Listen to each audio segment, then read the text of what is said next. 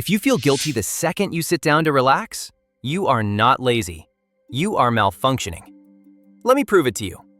You finished a 12-hour day. Email sent, dishes done, you finally sit down to watch Netflix. You press play, and immediately, there it is. That tiny electric jolt in your chest. Your stomach tightens. You look at the laundry basket and suddenly feel like you're doing something illegal. You aren't resting. You're waiting for the other shoe to drop. You're thinking, is my boss mad? Should I be monetizing this? Am I falling behind? You feel guilty for existing. This isn't poor time management. Your nervous system is stuck in a hidden survival mode called the Fawn Response. Weakness detected. Oh my God. Atlas, not now. Alex, why are you sitting? Winners don't sit. While you sleep, the competition is compounding their assets. I have a spreadsheet here that says your feelings are ruining your ROI. Atlas, I am trying to explain psychology. Psychology is a soft science for people who are afraid of the grind. Marcus Aurelius didn't need a mental health day when he was fighting the Germanic tribes. Get up. Optimize. First of all, Marcus Aurelius was an emperor. He had servants. I have a Roomba that gets stuck on the rug. Excuses are the nails used to build a house of failure. Okay, you know what? Trapdoor. Sorry about him. He lives in my head. Probably in yours, too. But let's look at the science, because this explains why you feel crazy. Most people think people-pleasing is a personality trait, like, oh, I'm just an empath. No, you are traumatized. We all know the classics. Bear attacks you, fight, flight, freeze. But what if you can't fight? You're too small. And you can't run because the bear is your parent, or your boss, or your spouse. You survive by becoming cute. You merge with the threat. You figure out exactly what the predator wants, and you give it to him before he even roars. This is the Fawn Response, the biological instinct of appeasement. If you grew up in a chaotic home, your brain wrote a very specific code. If I am useful, I am safe. If I am a burden, I am in danger. And that code, it's still running. This brings us to why you're so tired. You might think you're just working a normal job, but you're actually doing a second full-time job called hypervigilance.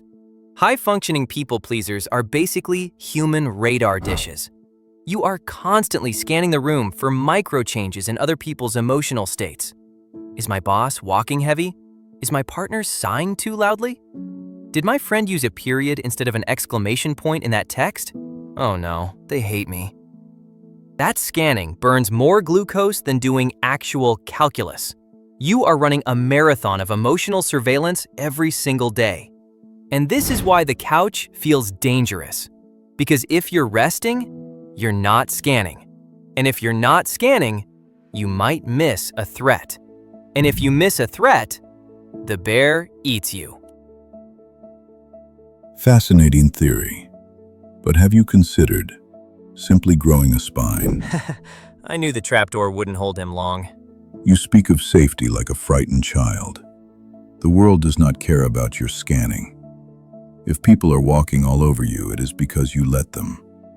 Just say no. It is a simple word. One syllable. No. Try it. It's not that simple, Atlas. It is. You lack discipline. You let people walk on you because you crave their validation. You want a gold star. It is pathetic. It's not about validation, it's about biology. Listen to me. To a fawner, saying no doesn't just feel awkward. It feels like death.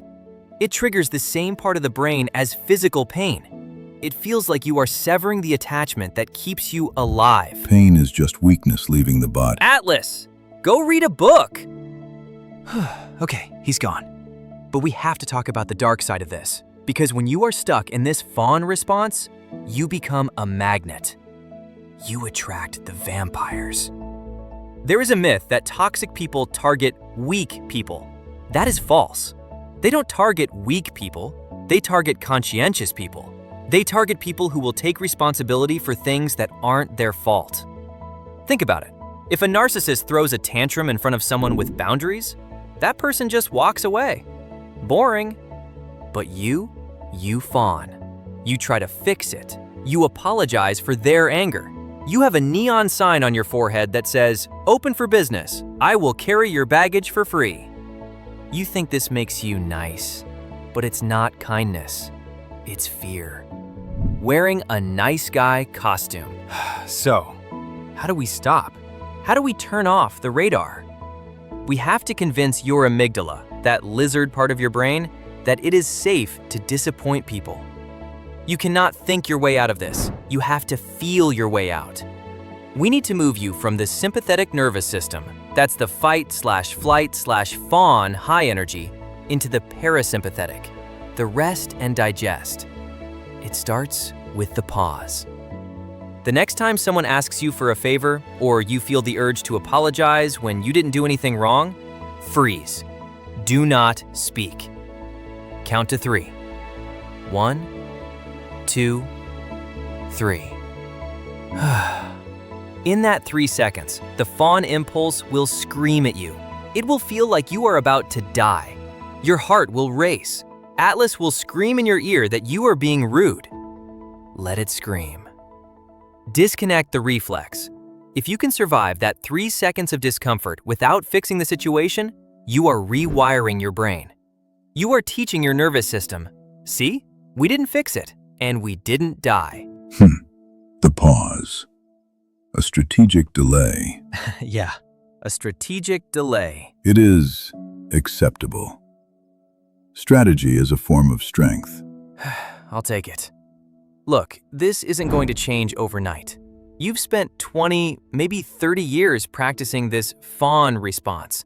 It saved you when you were small. It did its job. But you aren't small anymore. You have power now.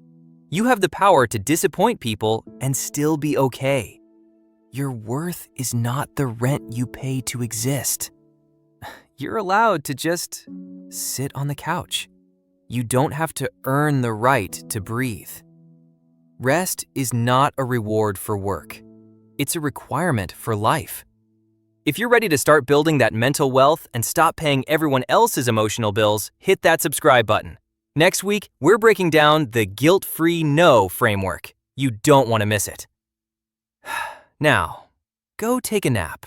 Go be useless for a while. It's safe.